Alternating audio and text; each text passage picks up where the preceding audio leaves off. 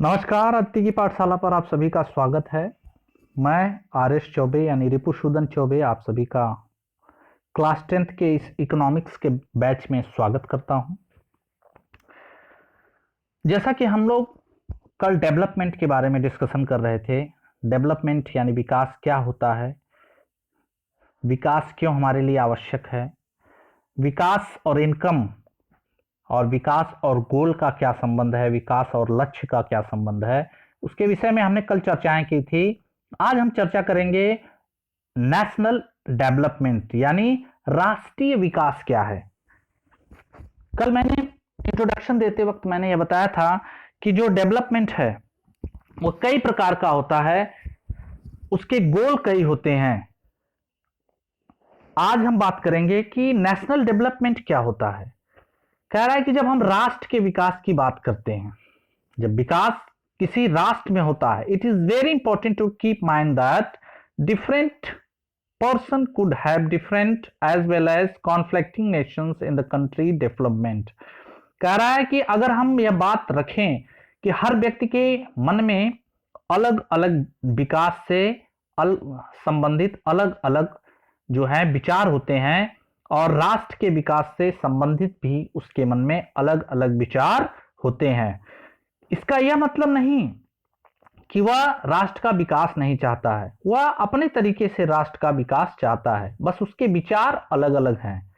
कह रहा है कि क्या सभी लोगों के विचार महत्वपूर्ण होते हैं, क्या उनमें कोई मतभेद नहीं होता है। What would be fair in just path of all? क्या एक सही रास्ता होगा सभी के लिए। We also have think whether there is a better way to doing things।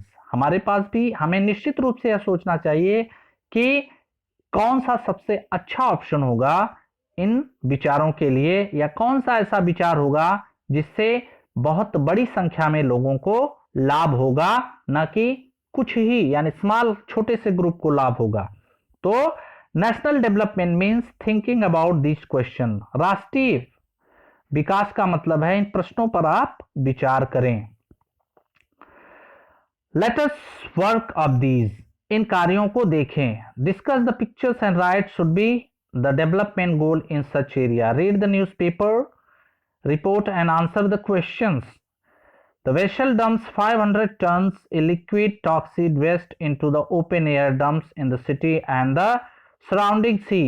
These have the city called Athens in Ivory Coast as well country of Africa. The fumes in the high toxic waste cause pneumonia, skin rashes, fencing, diarrhea, etc. After the months of several persons were dead, 20 in hospital and 26,000 treated in the symptoms of poisoning.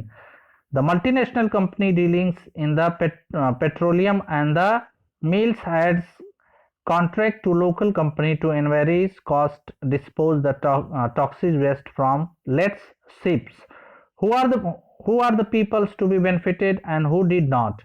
इनमें से कौन से लोग इसका लाभ लिए और कौन से लोग नहीं लिए। तो कुछ ही लोग इसका लाभ लिए, कुछ लोग इसका लाभ नहीं लिए। वो should be the development goal of the country. तो डेवलपमेंट गोल कंट्री का क्या हुआ? तो डेवलपमेंट गोल यहाँ पर कंट्री का कुछ भी नहीं हुआ, क्योंकि उससे एक स्मॉल ग्रुप को लाभ हुआ, किसी बड़े ग्रुप को इसका कोई लाभ नहीं मिला। ये क्या है कि वेसल्स यानी एक जहाज से 500 टन लिक्विड टॉक्सिक को एक ओपन एयर में डंप कर दिया गया समुद्र के आसपास के एरिया में, जहां से हानिकारक गैसें वहां से निकलने लगी, उसके धुएं से हानिकारक टॉक्सिक निकलने लगा, जिससे कई लोग अलग अलग बीमारियों से ग्रसित हो गए। 6000 लोग बीमार हो गए, उसमें से कुछ मर गए, जिसका प्रभाव आसपास के एरिया में पड़ा। तो क्या आप इसे राष्ट्रीय विकास कह सकते हैं? जी नहीं। राष्ट्रीय विकास क्या है? How to compare different countries और स्टेट। हमें किस तरह अलग अलग कंट्रीज को कंपेयर करना चाहिए, या किस तरह अलग अलग कंट्रीज को कंपेयर करके हमें नेशनल डेवलपमेंट के स्तर को देखना चाहिए। तो अलग अलग कंपनीज को अलग अलग स्टेट या अलग अलग कंट्री को कंपेयर करने के लिए हमें कुछ बेसिक फैक्टर्स को देखना होगा। सबसे बड़ा फैक्टर्स होता है इनकम, आय, कि जिस देश में पर कैपिटा इनकम अधिक होती है उस देश में जो लिविंग स्टैंडर्ड होता है अधिक होता है, उस देश की इकोनॉमी अधिक डेवलप होती है, या उस देश में जो नेशनल डेवलपमेंट है वो अधिक मात्रा में किया जाता है। Usually we take one or more important characteristics for the person to compare basic on these characteristics।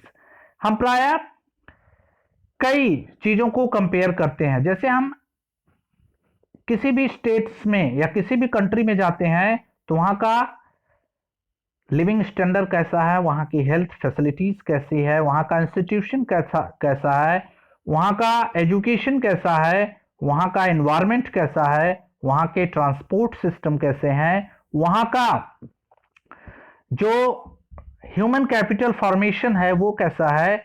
इन सभी से हम नेशनल डेवलपमेंट का कंपैरिजन कर सकते हैं। लेकिन जो बेसिक फंडामेंटली डेवलपमेंट कंपैरिजन होता है कंट्रीज के बीच वो होता है पर कैपिटा इनकम, जिससे उस कंट्रीज की नेशनल डेवलपमेंट या नेशनल ग्रोथ को आंका जाता है कि उस देश में जितनी भी जनसंख्या है उनका एवरेज इनकम और पर कैपिटा इनकम के आधार पे नेशनल डेवलपमेंट को निकाला जाता है। जैसे वर्ल्ड डेवलपमेंट रिपोर्ट के अनुसार जो वर्ल्ड बैंक है उसने इस क्राइटेरिया को क्लासिफाई किया है कि कंट्रीज जिनकी पर कैपिटा इनकम 12,015 पर एनम होंगी यूएस डॉलर में, वह रिच कंट्रीज में होंगे, और वो कंट्रीज जिनकी पर कैपिटल इनकम 915 और उससे कम होंगी वो लो इनकम कंट्रीज में आएंगे। तो इंडिया जो है वो इस लो इनकम कंट्रीज में आता है, और वे कंट्रीज जिनकी पर कैपिटा इनकम 1,820 डॉलर पर इनकम होगी वो मीडियम कंट्रीज में आएंगे। 2017 में इस पर कैपिटा इनकम को वर्ल्ड बैंक ने संशोधित किया कि वह किस कंट्रीज में आएंगे, डेवलप कंट्रीज में, और जिनकी पर कैपिटा इनकम 12,056 डॉलर है 2017 में, वह डेवलप कंट्री में आएंगे या उन्हें डेवलप कंट्री कहा जाएगा। और वे कंट्रीज जिनकी इनकम 1,820 डॉलर पर एनम या पर ईयर होगी वे कंट्रीज डेवलप कंट्री की कैटेगरी में आएंगे। तो यह जो है वह वर्ल्ड बैंक की रिपोर्ट है। इसके अनुसार नेशनल डेवलपमेंट को काउंट किया गया। तो यहां पर वर्ल्ड बैंक ने पर कैपिटा इनकम को नेशनल डेवलपमेंट का एक क्राइटेरिया रखा। एवरेज इनकम क्या होती है? आप सभी लोगों ने मैथमेटिक्स में पढ़ा होगा। एवरेज तो औसत आय होती है कि जो नेशनल इनकम होती है जब उसमें से पॉपुलेशन को हटा दिया जाता है, या नेशनल इनकम में जब पॉपुलेशन को इंक्लूड किया जाता है, उससे डिवाइड किया जाता है, तब राष्ट्रीय जो इनकम है वह निकल के आती है या एवरेज इनकम निकलती है। जैसा कि आप ग्राफ में शो कर रहे हैं, कंट्री विथ नो रिच और no poor, country with rich and poor. तो ये आप देख रहे हैं कि रिच के पास संपत्ति अधिक होती है, पुअर के पास लाइबिलिटीज अधिक होती है, लेकिन उसके पास ऑप्शंस कम होते हैं। वह कंट्री जो न रिच है न पुअर है उनकी सिचुएशन ऐसी होती है, यानी वे कंट्रीज जो न रिच है न पुअर है उनकी सिचुएशन ऐसी है, जो रिच कंट्रीज है उनकी सिचुएशन ऐसी और पुअर कंट्रीज की सिचुएशन ऐसी है। इनकम एंड अदर क्राइटेरिया, जो आय है और दूसरे क्राइटेरिया है उनसे भी डेवलपमेंट को मापा जाता है। किसी भी कंट्री के इंटरनल ऑफेंस में, यानी उसके आंतरिक ऑफेंस में इस क्राइटेरिया को चुना जाता है। जैसे भारत जैसे देश में अगर हम स्टेट वाइज देखें तो स्टेट में पर कैपिटा इनकम अगर देखा जाए, हरियाणा में, केरला में, बिहार में, तो पर कैपिटा इनकम जो है वो हरियाणा में 1,62,034 है, केरला में 1,40,190 है, बिहार में 31,454 है। यह पर ईयर की पर कैपिटा इनकम है। तो आप इससे देखकर यह अनुमान लगा सकते हैं कि बिहार जो है वह एक गरीब राज्य है, हरियाणा जो है वह एक अमीर राज्य है या डेवलप स्टेट है।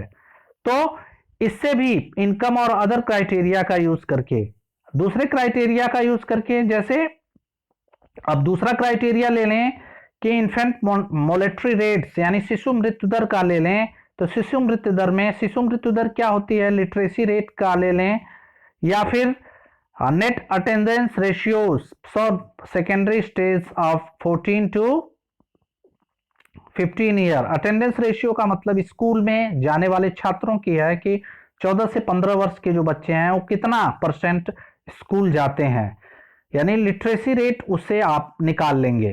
तो मेरा कहने का तात्पर्य है कि अभी आपने इनकम में देखा तो हरियाणा की इनकम अधिक है, बिहार की कम है, लेकिन अगर हम शिशु मृत्यु दर, लिटरेसी रेट्स यानी जो साक्षरता है, साक्षरता दर और net attendance of junior session को देखें तो हरियाणा में जो शिशु मृत्यु दर है वो 33 है, लिटरेसी रेट 82 है, परसेंट में है ये, और जो अटेंडेंस रेशियो है वो 61 है। केरला में 10 है, 94 है और 83 है, बिहार में 38 है, 62 है और 43 है। तो इस हिसाब से भी बिहार सबसे पिछड़ा राज्य बन जाता है। तो एक्सप्लेनेशन हम दे दें आपको, इन्फेंट मोलेटरी रेट क्या होता है।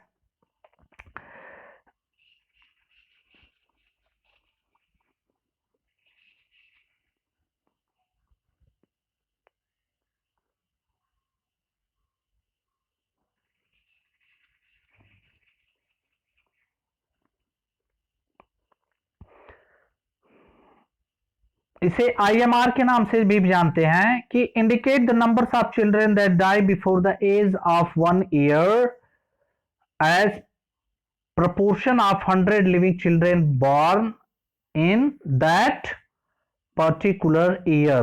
यानी एक साल में 1000 बच्चों में कितने बच्चे एक साल की उम्र से पहले डेड हो गए या मृत्यु को प्राप्त हो गए, इसे इन्फेंट मोलेटरी रेट्स या IMR के नाम से जाना जाता है। लिटरेसी रेट क्या होती है आप सभी लोग जानते हैं, measuring the proportion of literate population in the 7 और अबव द एज ग्रुप। 7 साल या उससे अधिक उम्र के जो शिक्षित जनसंख्या होती है उसे हम उस एरिया की लिटरेसी रेट कहते हैं। नेट अटेंडेंस रेट क्या होती है, total number of children age group of 14 and 15 year attending school as the percentage of total number of children in the same age group.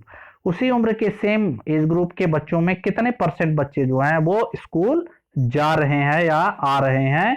यह जो है भी बहुत महत्वपूर्ण बिंदु है जिससे हम किसी देश के नेशनल डेवलपमेंट को काउंट कर सकते हैं। तो अलग अलग क्राइटेरिया हैं राष्ट्रीय विकास को काउंट करने के। तो राष्ट्र में जब नेशनल डेवलपमेंट की बात आती है, ये इंटरनल पार्ट है। अगर एक्सटर्नल पार्ट यानी वर्ड की बात करें तो एवरेज इनकम या पर कैपिटा इनकम से किसी भी कंट्री के डेवलपमेंट या डेवलपमेंट के बारे में जाना जाता है। लेकिन जब कंट्री के इंटरनल या स्टेट्स की बात होती है तो वहां पर literacy rate, infant mortality rates, per capita income, average income, इन सारी चीजों को देखा जाता है। इसके अलावा हेल्थ फैसिलिटीज को भी प्रिफर्ड किया जाता है कि हेल्थ फैसिलिटीज क्या हैं। जो लिटरेसी रेट है, एजुकेशनल इंस्टीट्यूशन है, ट्रांसपोर्ट फैसिलिटीज है, इन सब को भी स्टेट के इंटरनल डेवलपमेंट में देखा जाता है और उस आधार पर स्टेट को डेवलप और लेस डेवलप की संज्ञा दी जाती है। जैसे अभी मैंने हरियाणा, केरला और बिहार का कंपैरिजन किया तो उसमें मैंने आपको बताया कि बिहार जो है वो हर तरीके से पिछड़ा हुआ या बैकवर्ड स्टेट है। क्यों पिछड़ा हुआ स्टेट है, बैकवर्ड स्टेट है या लेस डेवलप स्टेट है? क्योंकि वहां ना तो पर कैपिटा इनकम अधिक है, ना तो एवरेज इनकम अधिक है, ना ही वहां इन्फेंट मोनेटरी रेट